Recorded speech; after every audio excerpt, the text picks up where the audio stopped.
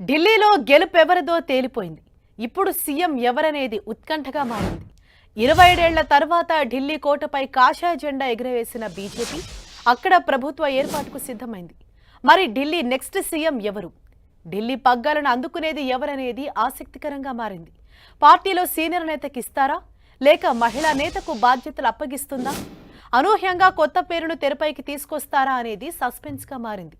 ముఖ్యంగా ఆప్ చీఫ్ అరవింద్ కేజ్రీవాల్ను ఓడించిన పరమేశ్ వర్మ పేరు ప్రధానంగా వినిపిస్తోంది. సాహిబ్ సింగ్ వర్మ కుమారుడైన పరమేశ్ వర్మ 2014 నుంచి 2024 వరకు పశ్చిమ ఢిల్లీ నుంచి ఎంపీగా కొనసాగారు. ఈ అసెంబ్లీ ఎన్నికల్లో కేజ్రీవాల్కు ధీటైన అభ్యర్థిగా ఎవరిని దించాలన్న దానిపై బీజేపీ భారీ కసరత్తే చేసింది. చివరకు పరమేశ్ వర్మను రంగంలోకి దించింది. అధిష్టానం నమ్మకాన్ని నిలబెట్టుకుంటూ అసెంబ్లీ ఎన్నికల ఫలితాల్లో ఆప్ అధినేత కేజ్రీవాల్ని ఓడించి జైంట్ కిల్లర్గా పరమేశ్ దేశం దృష్టిని ఆకర్షించారు. దీంతో ఆయనే సీఎం అయ్యే అవకాశాలు ఎక్కువగా కనిపిస్తున్నాయి.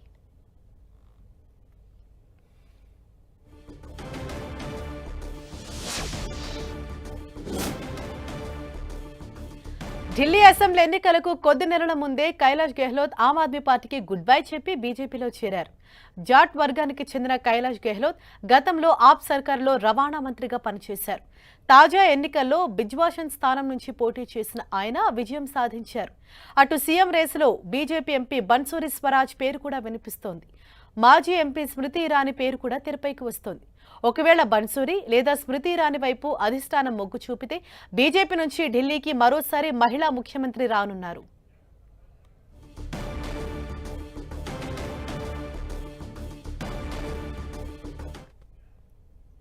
ఇదే విషయంపై మరింత సమాచారంతో మా ప్రతినిధి గోపీకృష్ణ మనకు అందుబాటులో ఉన్నారు. ఎస్ గోపి, ఇప్పుడు ఢిల్లీకి కాబోయే సీఎం అనే చర్చ జోరుగా సాగుతోంది. మరి సీఎం రేసులో ఎవరెవరు ఉన్నారు? ఢిల్లీ పీఠాన్ని బీజేపీ కైవసం చేసుకున్న తర్వాత ముఖ్యమంత్రి ఎవరు అన్నదానికి సంబంధించి ఉత్కంఠ కొనసాగుతోంది. ఢిల్లీ పరిస్థితులపైన అవగాహన ఉన్న వాళ్ళు, ఆర్ఎస్ఎస్ అలాగే ఆర్ఎస్ఎస్ నేపథ్యం, సామాజిక సమీకరణాలు, ఢిల్లీ సమస్యలపై అవగాహన ఉన్నవాళ్ళు, అలాగే సీనియారిటీ, వీటన్నిటి ఆధారంగా ముఖ్యమంత్రి అభ్యర్థిని ఎంపిక చేసే అవకాశం ఉంది. అయితే ఇటు బీజేపీలో ఎప్పుడూ కూడా ఒక ఆనవాయితీ వస్తుంది. బీజేపీ పార్లమెంటరీ బోర్డు పరిశీలకులను నియమించి వారి నేతృత్వంలో బీజేపీ శాసనసభాపక్ష సమావేశం, బీజేపీ కొత్తగా ఎంపికైన 48 మంది ఎమ్మెల్యేలు సమావేశమై తమ శాసనసభాపక్ష నేతను ఎన్నుకుని వారి పేరుని అధిష్టానానికి సూచించడం జరుగుతుంది. ఆ తర్వాత ప్రమాణ స్వీకార కార్యక్రమం ఎప్పుడు, ప్రభుత్వ ఏర్పాటు ఎప్పుడు అనే దానికి సంబంధించి స్పష్టత రాబోతోంది. సో పార్లమెంటరీ బోర్డు ఇప్పుడు పరిశీలకులను నియమించాల్సి ఉంది. నియమించిన తర్వాత శాసనసభాపక్ష సమావేశం జరుగుతుంది. అయితే ప్రస్తుతం ముఖ్యమంత్రి రేసులో ఎవరుంటారు? ముఖ్యమంత్రిగా అలాగే ఉప ముఖ్యమంత్రులుగా ఒకరికన్నా ఎక్కువ మందిని ఉప ముఖ్యమంత్రులుగా నియమించే అవకాశం కూడా ఉన్నట్లుగా కూడా తెలుస్తోంది.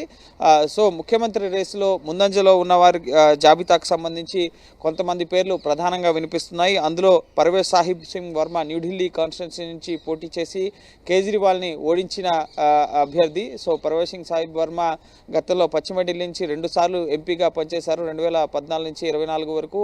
ఈ అసెంబ్లీ ఎన్నికలను దృష్టిలో ఉంచుకునే అతనికి లోక్సభ ఎన్నికల బరిలో అతన్ని దింపలేదు. ఆయన జాట్ కమ్యూనిటీకి సంబంధించిన వ్యక్తి. గతంలో సాహిబ్ సింగ్ వర్మ ఆయన తండ్రి 1993లో నుంచి 98 టెన్యూర్ మధ్య ఢిల్లీ ముఖ్యమంత్రిగా కూడా పనిచేశారు. సో ఈ కేజ్రీవాల్ని ఓడించడం, అలాగే ఢిల్లీ పరిస్థితుల పట్ల అవగాహన ఉండడం, సీనియారిటీ, వీటన్నిటి ఆధారంగా పర్వేజ్ సింగ్ సాహిబ్ వర్మకు ముఖ్యమంత్రి స్థానంలో ఒక చర్చ జరుగుతుంది. అంతేకాకుండా ఇటు బనియా సామాజిక వర్గం నుంచి మరొక నేత పేరు కూడా వినిపిస్తోంది. అది అజయ్ మహవార్. సో ఈయన కూడా చాలా సీనియర్. సో ఈయన పేరు కూడా వినిపిస్తుంది. అలాగే అభయ్ వర్మ ఈజ్ లక్ష్మీనగర్ కాన్స్టిట్యున్సీకి సంబంధించి పూర్వాంచల్కి సంబంధించిన వ్యక్తి. సో పూర్వాంచల్ ఓటర్లు చాలా కీలక పాత్ర పోషించారు.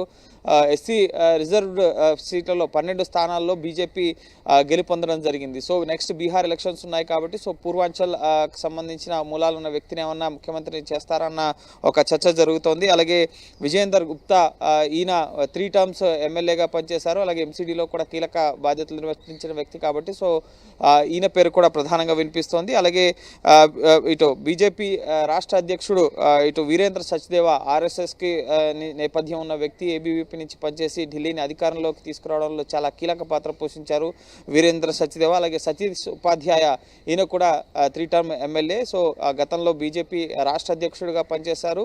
ఏబీవీపీ నుంచి ఆర్ఎస్ఎస్ నుంచి మద్దతు ఉన్న వ్యక్తి. సో ఈయన పేరు కూడా వినిపిస్తుంది. అలాగే మహిళా సామాజిక వర్గం నుంచి సుష్మా స్వరాజ్ కుమార్తె బాన్సూరి స్వరాజ్ ప్రస్తుతం న్యూఢిల్లీ ఎంపీగా ఉన్నారు. అయినప్పటికీ ముఖ్యంగా ఆవిడని ఏమన్నా మహిళా అభ్యర్థిగా అలాగే కొంతమంది ఎమ్మెల్యేలు మహిళా ఎమ్మెల్యేలు కూడా బీజేపీ నుంచి ఎలక్ట్ అయ్యారు. రేఖా శర్మ సహా మరికొంతమంది. సో వారిని కూడా పరిశీలించే అవకాశం ఉంది. సో సీఎంగా ఒకవేళ పురుషుడిని పెడితే కనుక డిప్యూటీ సీఎంగా మహిళకు అవకాశం ఇచ్చే అవకాశం కనిపిస్తోంది. సామాజిక సమీకరణాల ఆధారంగా ముఖ్యంగా సిక్కు కమ్యూనిటీకి సంబంధించి కూడా కొంతమంది పేర్లు వినిపిస్తున్నాయి.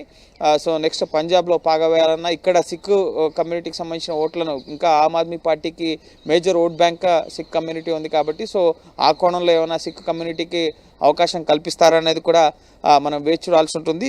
93 నుంచి 98 వరకు ముగ్గురు ముఖ్యమంత్రులుగా బీజేపీకి సంబంధించి పనిచేయడం జరిగింది. సో ఇందులో మదన్ లాల్ ఖురానా, సాహిబ్ సింగ్ వర్మ అలాగే సుష్మా స్వరాజ్. ఆ తర్వాత ఎంపికయ్యే 4వ ముఖ్యమంత్రి ఇప్పుడు. సో ఆ ప్రభుత్వ ఏర్పాటుకి కాస్త సమయం పట్టే అవకాశం కనిపిస్తోంది. ఫిబ్రవరి 23వ తేదీలోపు కొత్త ప్రభుత్వం ఏర్పాటయ్యే అవకాశం కనిపిస్తోంది. ప్రధాని మోడీ రేపు విదేశీ పర్యటనకు వెళ్ళబోతున్నారు. ఫ్రాన్స్ అలాగే అమెరికాలో పర్యటించబోతున్నారు 13వ తేదీ వరకు.